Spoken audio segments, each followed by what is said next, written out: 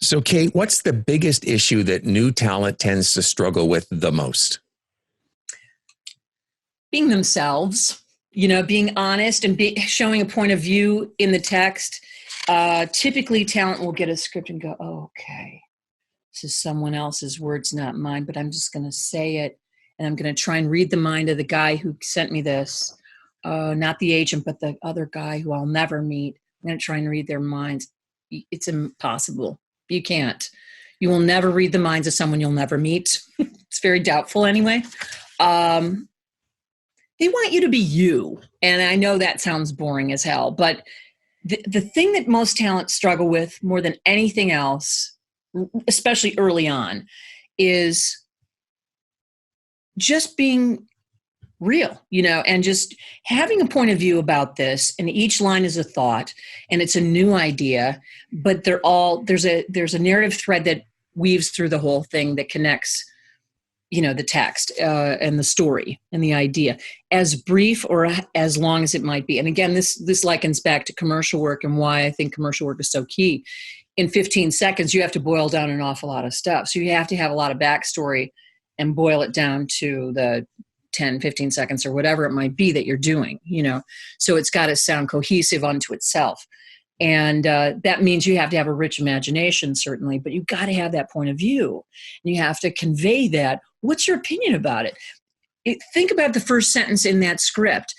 Is that a good thing or a bad thing? It's a bad thing. Well, why doesn't it sound like a bad thing? Because you're just saying blah, blah, blah. Wasn't that your point of view? Isn't that what you're supposed to think? Isn't that what you happen to know for yourself to be true? Isn't that all that in that text there? Isn't that what that's supposed to mean? And what you're saying there? And it's like, oh, yeah, great. Let's try it again. And they do it again.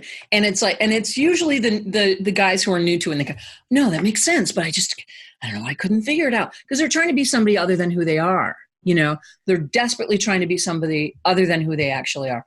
And it's very easy, I think, for character actors to play through another character.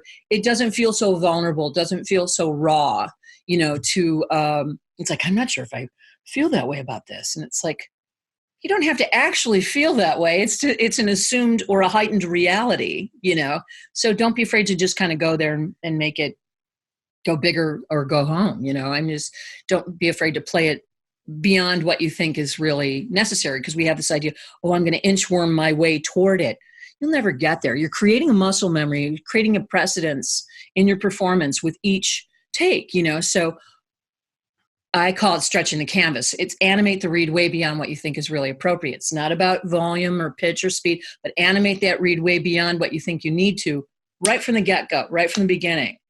And boom, you'll surprise even yourself and go, oh my God, that is, yeah. You got to do it out loud. You can't do it in your head. It sounds dramatically different in your head than it does out loud.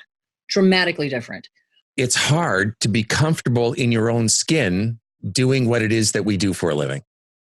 Yeah. I think also there's a lot to think about when you first start too. There's a lot of balls you have in play, and they're going to fall on the floor a couple of times, and you're going to, okay, well, let's get this thing. You're juggling a lot. There's a lot of elements that you want to make sure is in that equation. And all of it can go out the window once you kind of go, all right, is this a good thing or a bad thing? That's a bad thing. So we have compare and contrast right out of the top. Okay, good. So you know how this happens when blah, blah, blah. That's why I've got this thing over here. It's just so much better. So it's almost like you got to talk to yourself. You got to have a relationship with yourself in a way. Be your own best friend. When they say you're talking to your best friend, which never worked for me. Never worked for me. Sorry, just freaking doesn't. And, I know they use it ad nauseum. Now, isn't that better? Yes. Hello, best friend. Oh, so much better. Oh, God, why does it seem so robotic then? Have fun. Play with it. I know that sounds so cliche, but it's absolutely true. Kick the can around, make a mess, see what happens. It's nothing but discovery that comes from that, So you have to actually completely go, face first into it to surprise even yourself. And when you do that, you start to trust yourself and trust your impulses. And when you start trusting your impulses, you start taking risks that you didn't expect to take in the past. And this is when you stick your neck out and you start booking on a regular basis.